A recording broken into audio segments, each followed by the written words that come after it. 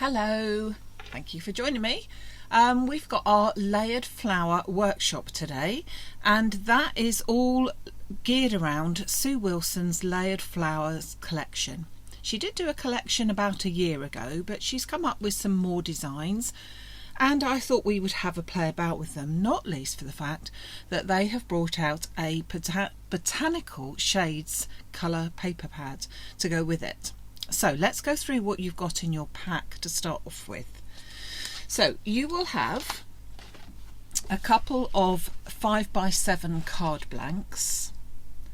You will have a pre-cut oval focal frame, two of them. So you've got one in green and one in white, and that goes on top of each other there like that. You've got a pre-cut, and just the one, despite the fact that most of you most of the little leaflets said that there should be two. Changed my mind, that's all. It wasn't a mistake. I changed my mind and realised that actually we didn't need two, but I'll explain about that in a second. So you've got one of those. You've also got the waste parts of the cutouts of the oval frame, so a white and a green one of those.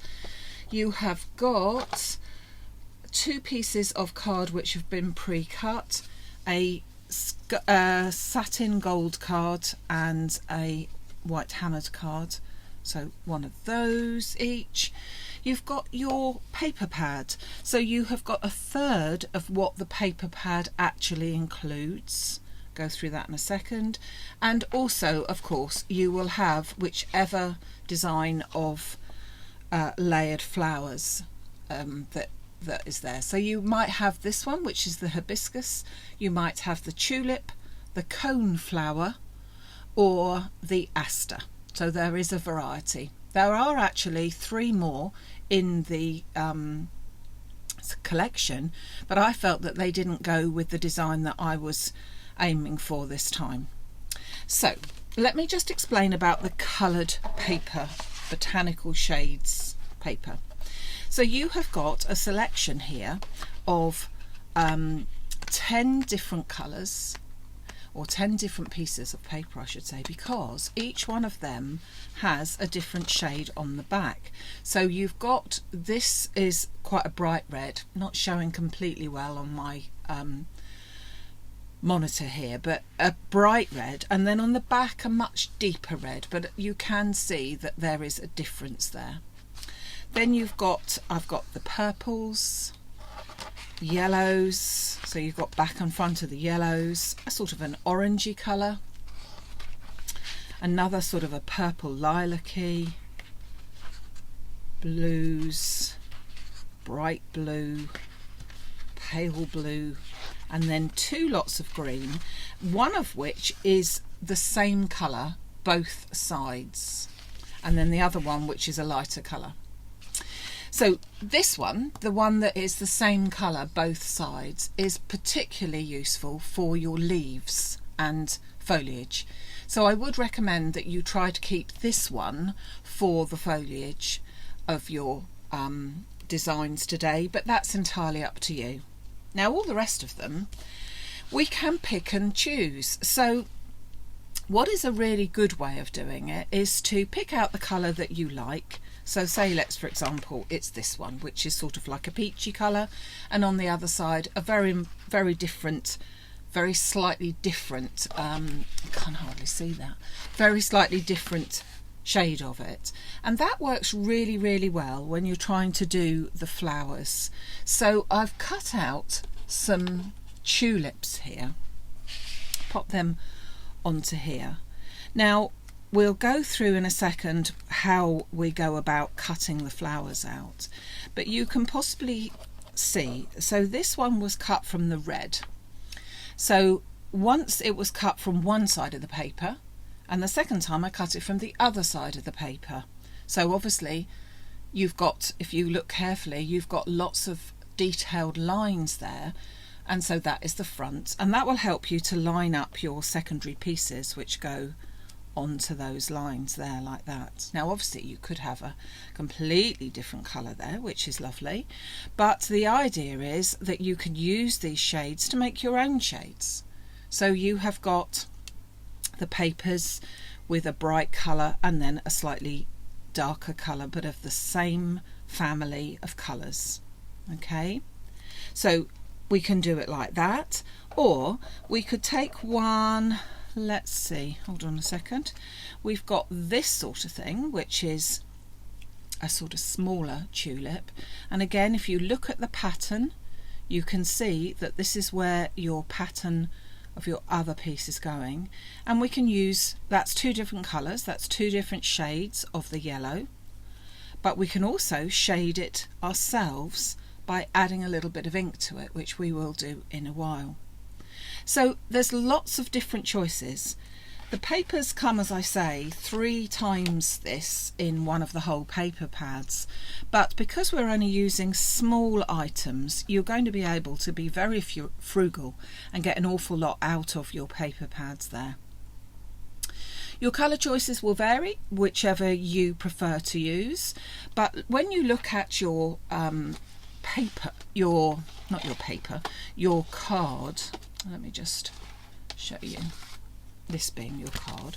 So we have our card here. When we open it up, you'll be able to see a couple of designs, but more importantly, you'll be able to see that you have a chart here which will show you all the different numbers of where they should go, because sometimes they are a little bit obscure.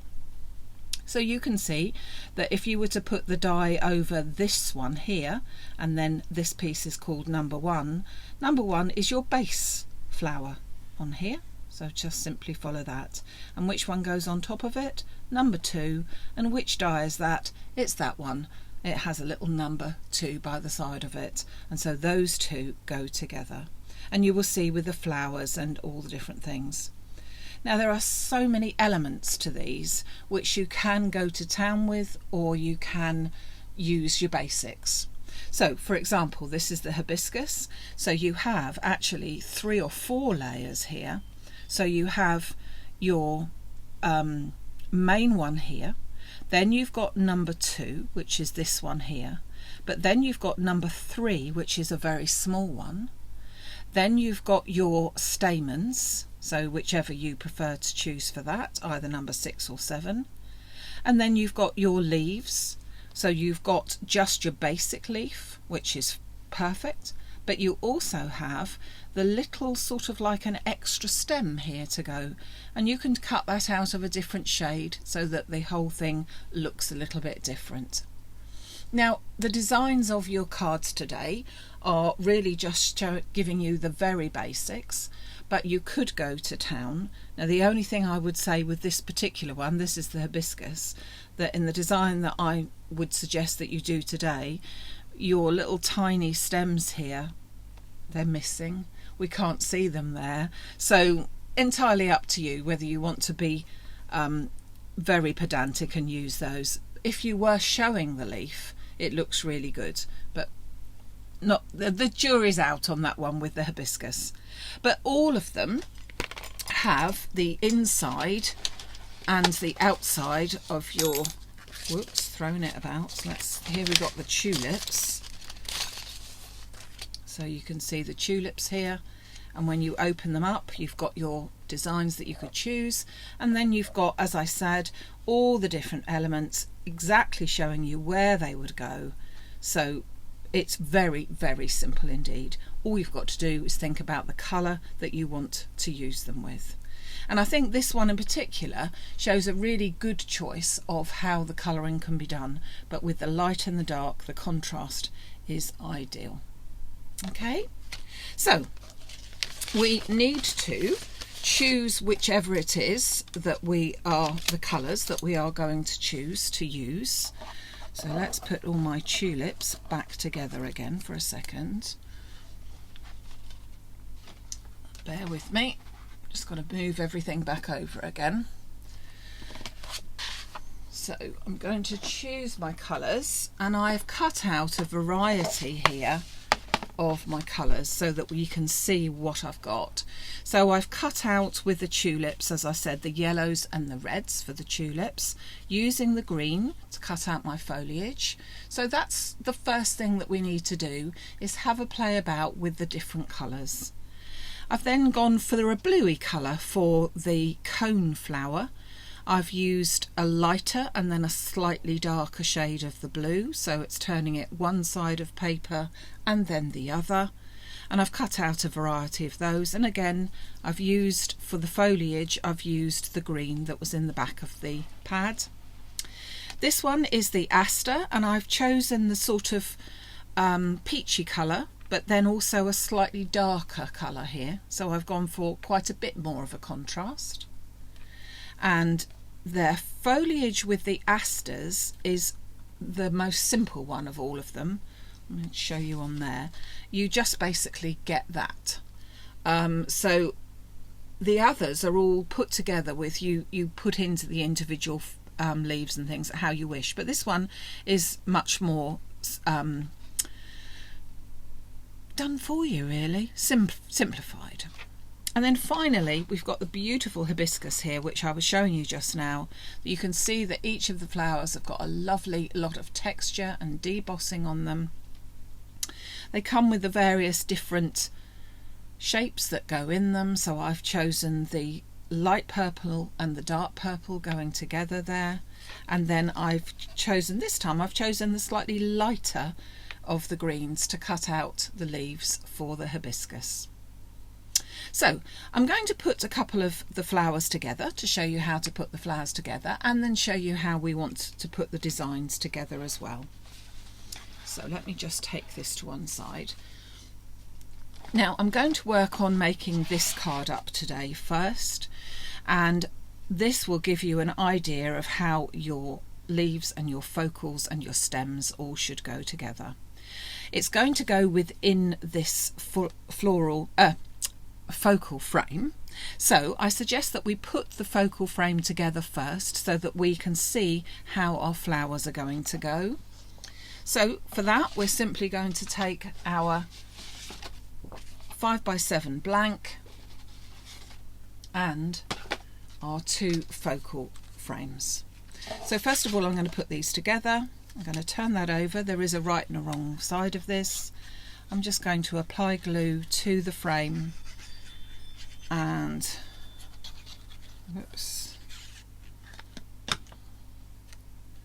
then just pop that on the top, and we've got our focal frame. Now I am going to apply foam to the back of that, so I'm going to put on some foam. You don't have to put on the foam, but when you're doing an aperture card, which this one is, it really does make it pop if you put on your foam just to make it sit up a bit. And in this case I'm going to put it straight onto my card front. I'll fold my base up, put my card down like that, and you can see that that side of it is already done. If you already have your focal frame, as many of you I know may well have, you could use any of the corners in this case just to brighten it up a little bit, but that's entirely up to you. So that goes onto our card front. Now for this one I used cone flowers in my sample earlier, but for this one I'm going to use the aster. So I'm going to take one of my frames, one of my stems. To be honest, I think one is going to be enough because I just want it to be centralised really. So I'm going to then simply pop some glue onto that. Now if we were doing another one, so if we had say the tulips or the coneflower, we simply take the elements and place them piece by piece so that you've got your long stem going up and a few leaves that come out either side. It's a bit of playing about with really. It does vary whatever you want to use. So that is our main part done there. Now I'm going to bring in my flowers. So with the aster there are, let's bring them all in. There are various different pieces for the aster. Okay, so we've got the largest pieces, which are those, and then we've got smaller pieces, which are those, And then we've also got centerpieces. So grab hold of it. We've got these pieces as well. And as I said, if you want to know your placement, if you simply look at the inside of your pack, you will see where these are supposed to go. But they don't have to go in that shape or form. They are designed so that they would go one plane and then your centerpiece. That's how they've been designed to go, so that they are just 2 layers and they are flat. So you can do that. And then you've got a little tiny centerpiece, which I'm going to have trouble picking up, aren't I?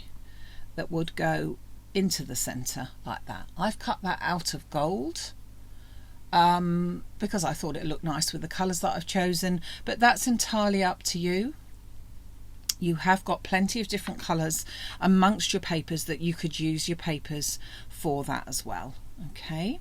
Now I wanted to ring the changes a little bit, so I have decided for mine that I'm going to use a light one and then a dark one, and I'm going to just make it into a really tatty aster, and then I'm going to use a light one on top of that, and then I'm going to use my centerpiece on top of that. Something like that. So let's put some of it together so you can see exactly what I mean. So I've used lots of layers here. I'm just putting glue into the center. I'm not matching up the pattern. I'm just literally sticking it down one on top of another. Then I'm taking my lighter colour of the next size down. Oh, excuse me.